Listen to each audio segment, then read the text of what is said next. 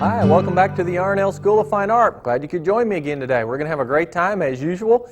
This is our third session on this particular painting, and we'll do this week and probably another one, and we'll be done with this. Now remember, we're working on our impressionistic style in these last few weeks, and it's really been a lot of fun. I know many of you have been following the show for many, many years, and you're used to me painting in a certain particular style, and I am somewhat of an impressionist in some ways, but I also sometimes focus way down in on the extreme detail when I do birds and animals. Hey, there's no right or wrong, there's no good or bad, it's just what you prefer. Well, we've had so many of you call about the impressionistic style of painting, I thought it would be good for us to learn a little bit about that, okay? So that's what we've done here. Now remember, we left off last week, we just finished underpainting everything, we sketched in where our main trees are going to go, okay?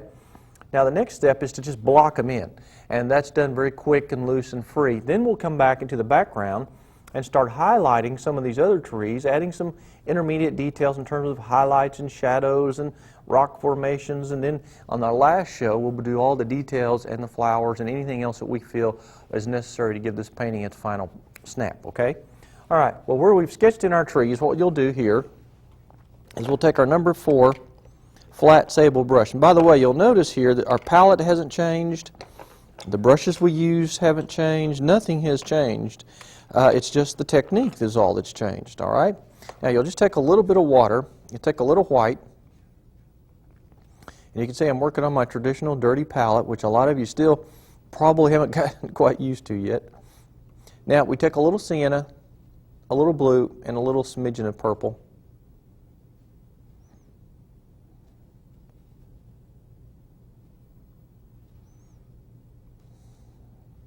See, that creates a real nice, soft, I don't even know what that color is, but it's a brownish, grayish, purplish tone. And let's go ahead back here in the background and just kind of lay in our tree trunks.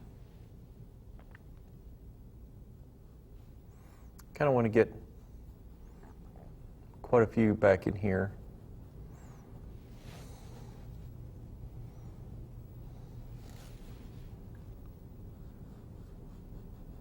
Now see, this is kind of a grayish tone. Now don't worry about all the little limbs yet. We're going to put leaves on these, so these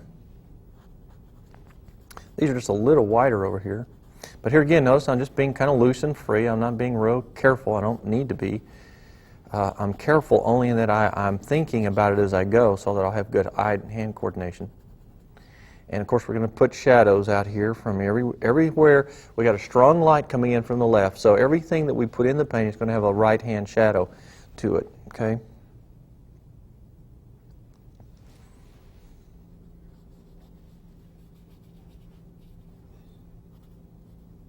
Now remember, Impressionism is born out of the idea that all you want to do is create the suggestion, just the impression of an object, without necessarily spending a lot of time detailing it so that it has everything in place. Like I don't have to put all the bark, all the little holes and things. I just suggest it.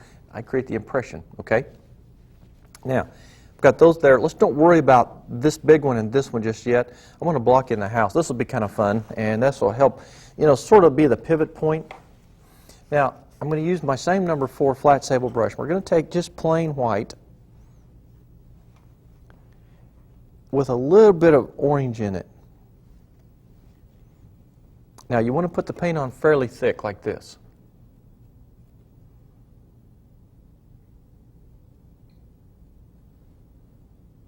See, just quick swishes like that. That'll make the house stand out. See how loose and free that is? Then you do the front of it like this as well. And then you do the little shed.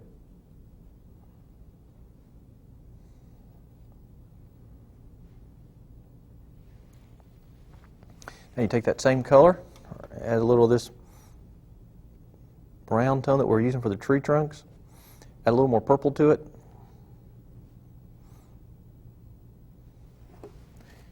Let's see if that's going to be dark enough. I think it could be just a little bit darker, so I'm going to add a little more purple even.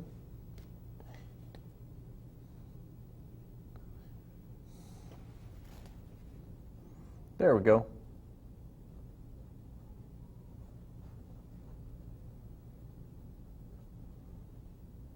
Just quickly dry brush it in. There's a little shadow underneath the overhang here. Just swish. Little one there.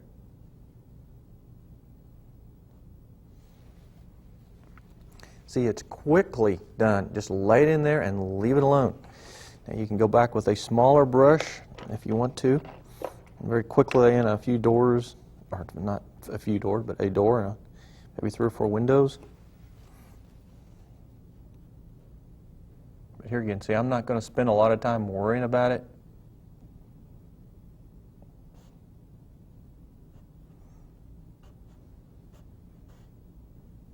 Okay, that just adds, I mean, that's just so neat. Now let's put a little chimney up there. Now watch, this is kind of fun. Impressionistic styles are just really intriguing. Just make a little swish like this, okay, for your chimney, and then just go back like this. Just like that, just quick stroke, and that creates your shadow. Then you can take the white that we use for the front of it and highlight the front of the chimney.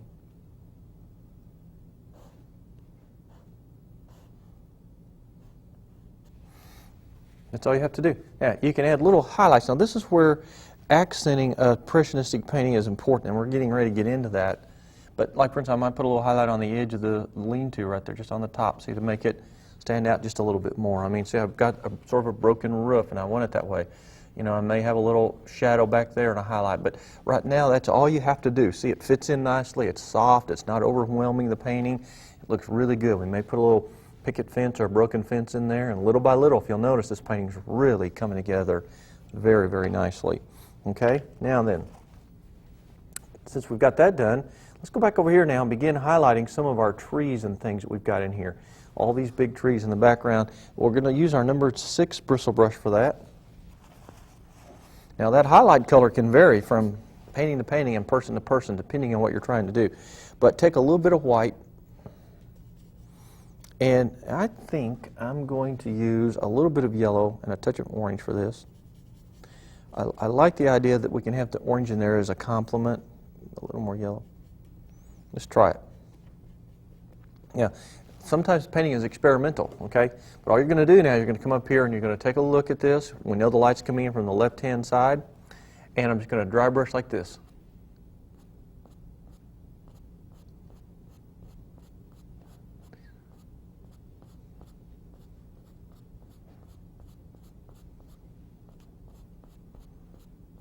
See, that will give you the quick impressionistic highlight that we need.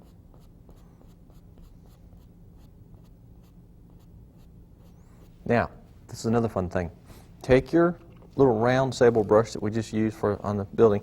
Take a little bit of the whitish mixture that we used on the building, and now you can come in and accent and put a couple of white colored trunks coming up into the tree like this. Just a couple of strokes like that. That's all it takes. You don't have to put a lot of detail. See how neat that looks? Already, look at this beautiful setting now. We got clean color. It's beautiful, soft and peaceful, cheerful. Now we just move on over to these. Put a little highlight on those. Now the color may vary. You may go into a phthalo yellow green if you want to. I'm really enjoying, frankly, though, this little bit of an orangish tone. Put a little brighter there. Just to kind of, now hit these little.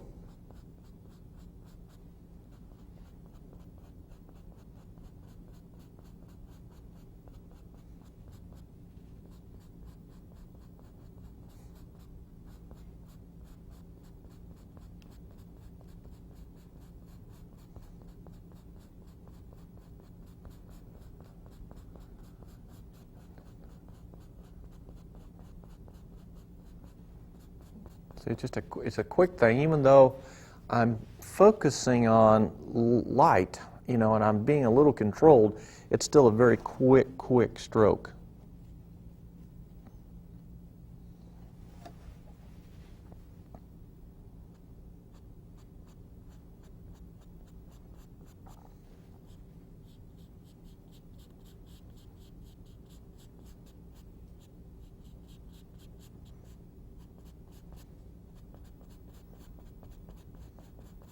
And it's up to you to figure out how you want to form these highlights to create the shape of whatever tree it is you're trying to put in back there, okay?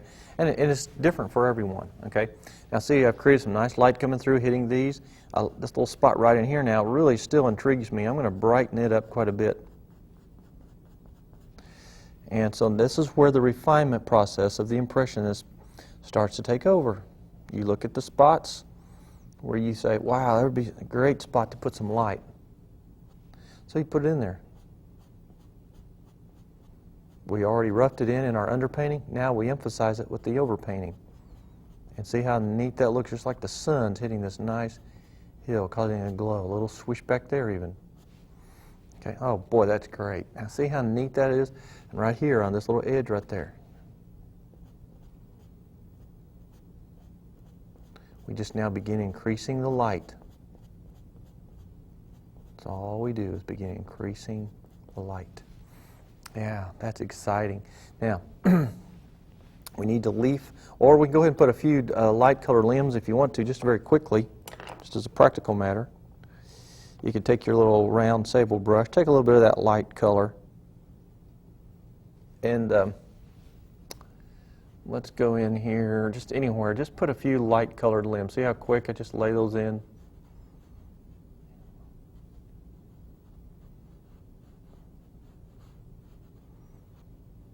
A couple more vertical, horizontal. Just, it's fun to have light and dark colored limbs. Back in through here, a couple. And notice this is different than what we're used to. We're used to taking out our script brush and really putting in a little bit more controlled limbs, and it's just not necessary when you do a painting like this. Now these trunks that we have in here are the next thing, and those can be the real battle for most of us if we're not careful. We're going to use our number 10 bristle brush here. Now what we're going to do is we're going to try to create a little bit of a canopy over here in this area, and then from this larger tree over here a little bit of a canopy, so that our eye will stay focused here. And actually you can eliminate those trees and just have an open meadow type scene, and it's great fun. But remember, these are instructional shows. I'm not here to create a masterpiece. That's not my thoughts. It's not my desire. And that's not why I ever designed the show 15 years ago, was to come on here and paint a masterpiece that you could go hang on your wall. My job is to give you good, solid, fine art instructional material that then you go home and paint that on your own. Now, these trees just require a light touch, okay? Now, take your number 10 bristle brush, take a little bit of the white, and I just work right here in this mucky area. And I take the green and the purple, a little red. And I'm not even sure if this is the color I'm going to use, but I'm going to start there. And I'm just going to dry brush in like this. See, I'm not really interested in any major trees. And I think these should be a little darker, okay? So, and I don't like it being that green. So let's take the purple and the green and the sienna, make that a little darker. More of a grayish green. I think it'll be a lot better. Yeah, there we go. That's always a nice, I always kind of darken the corners when I can. Yeah, I just kind of dry brush in like this, just to suggest that this tree has leaves. And notice it's a kind of a rough, scratchy effect. Not all of you like this technique. And again, remember what I mentioned to you at the beginning of this series? Please remember, what I'm trying to do is show you different techniques. Everyone has something to offer in this art world, whether you're an impressionist, a modernist, a realist, or whatever you do. You know, we all have something to learn from each other. And I love to teach impressionism, and it's just the basic concept of all painting. You've got to start there.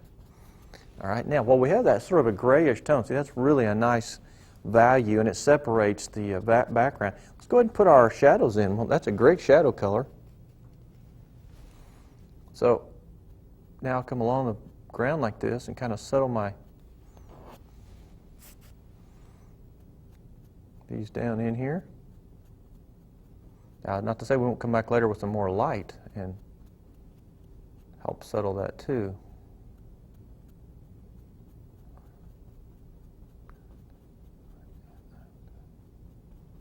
See, we try to get those shadows coming in. This is what really is going to add to this painting.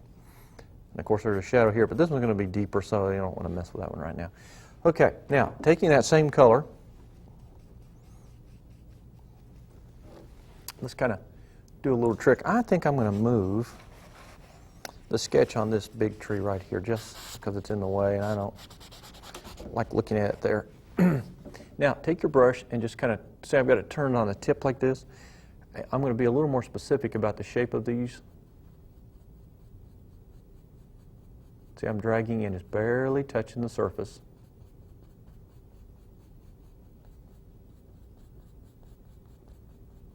This is a similar tree to this one over here.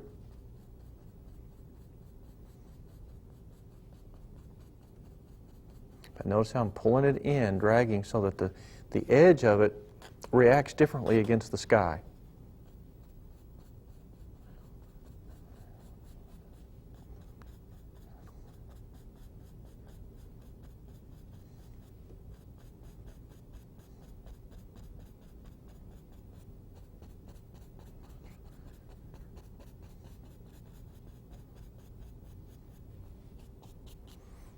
Yeah, I like that. See how neat that looks? It kind of helps to set things off, creates a sort of a hazy look and a strong light. Now we're going to pull some strong light back in there now to start separating, and then we'll highlight those a little bit.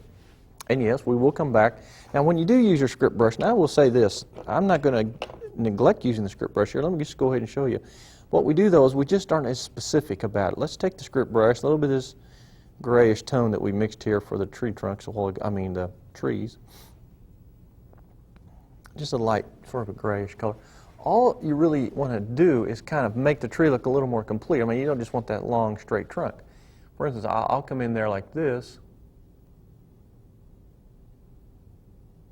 and I'll just quickly lay in limbs. I'm not going to do those long, lanky, narrow, skinny limbs with all the contour and the flavor that we usually put in them. Even though it's a wonderful style and technique, it doesn't fit this, so it wouldn't do any good to do that. See, like I'll have to come in there like that, just kind of quickly. This will make it a little easier for some of you that are struggling with this little script brush, you know. See how quick that is? It just goes in there to give you the suggestion of details.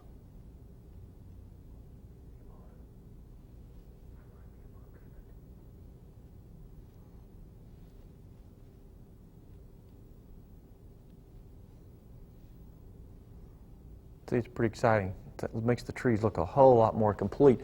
Breaks up that area. Gives it a nice, well, that's the compositional stuff, the negative space stuff that we really like to look at.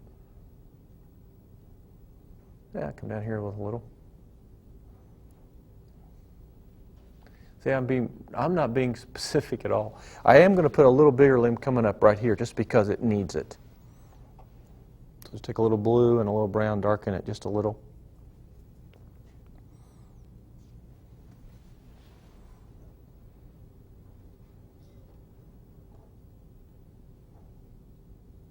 And sometimes it's fun to have a limb kind of hang back down into the painting.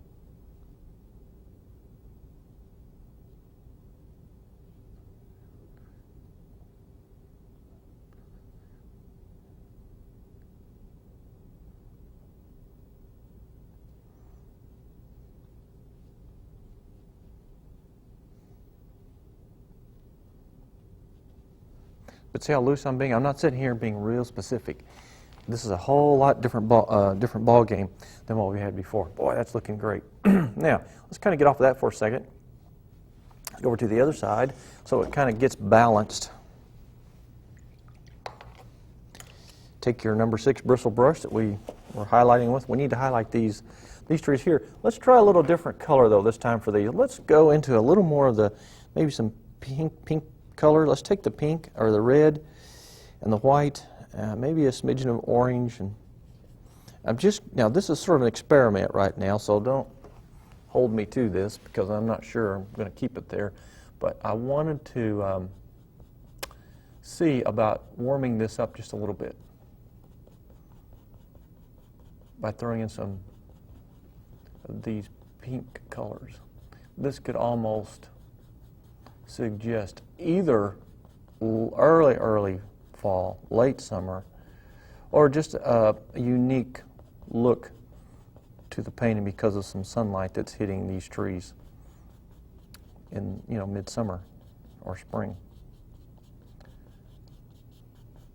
A lot of people get hung up on this thing about color, you know, like sky is blue and grass is green, and you know, and there's no doubt that that's the majority of some of it. But you know, paintings can be any color in the world. I mean, you can have rocks with different colors. All of it depends on how the sun's coming through, how it's filtering through, what it's hitting, and what it's bouncing off of, and all of those issues. Okay, now I think I like that, so I'm going to go ahead and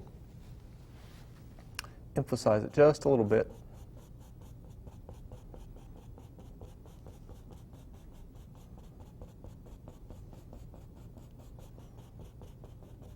I'm just kind of dry brushing some basic shapes here, nothing major, just basic.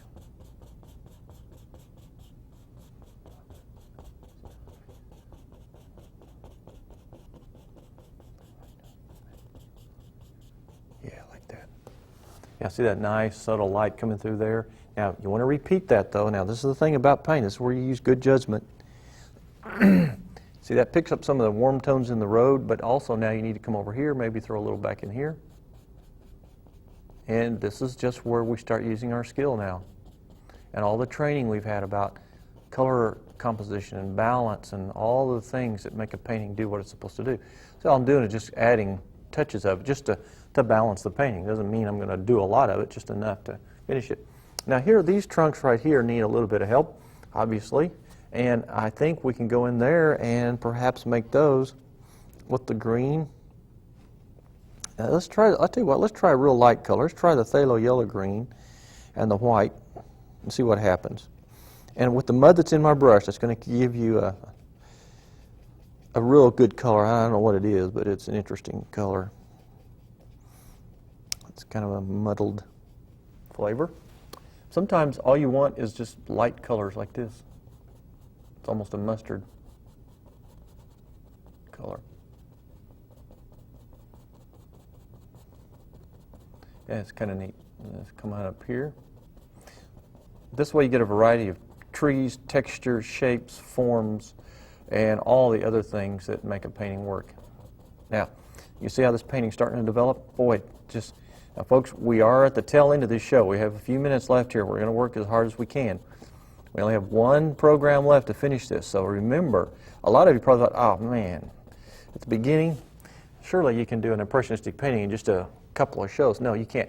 Impressionism, folks, can sometimes be an intricate process and a whole lot more involved than the other types of paintings. Just because you are trying to create only the illusion or the impression of something, and sometimes that's harder to do than it is to create something that's very real.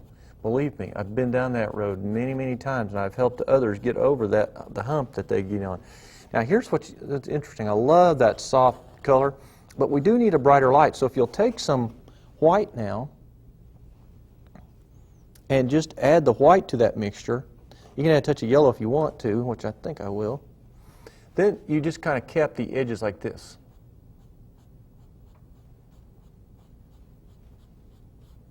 And that will give us the impression that the sun's hitting the edge of those mustard colored leaves, whatever trees these are. Maybe these are a poplar tree or something. This would be a good technique. In fact, I've used it many times when you do aspen trees. It's great. Okay, see, these are just big, wide brush strokes. There's not any detail to it, but it looks really good, like the sun is coming through and hitting the edges and really makes that shape up. Now, the more I look at this, the more I'm not sure I want to put this tree in there. I think, in fact, I'm going to take it out. That's the beauty of sketching it in with charcoal first. So here's the way you do that. Just take a little damp paper towel. Rub it off. That's what I love about it. You can just take it right off. We'll let that dry for just a second. And while that's drying, why don't we go ahead and start building in some of the other light areas in the painting where we feel like we need some of those things. And then next week when we meet, we'll add all the color, you know, where we want the flowers and maybe the fences and the ruts and the mud puddles if we choose to do that. A whole lot of things we can put in here using this technique. Okay, now what I want to do, though, is highlight a couple of these trees. This one will pretty much stay in shadow except for the trunks. But I want to highlight these now, and I think what I will do is repeat some of that reddish pink color. So let's just pick some of that up, pick a little bit of red, orange. I think this is a great opportunity for us to really bring this painting together color-wise. Now just do this. Little touches like this on the edges of this tree. Now see, this one will overlap this one. It's in front. That's why this is a good thing to do here.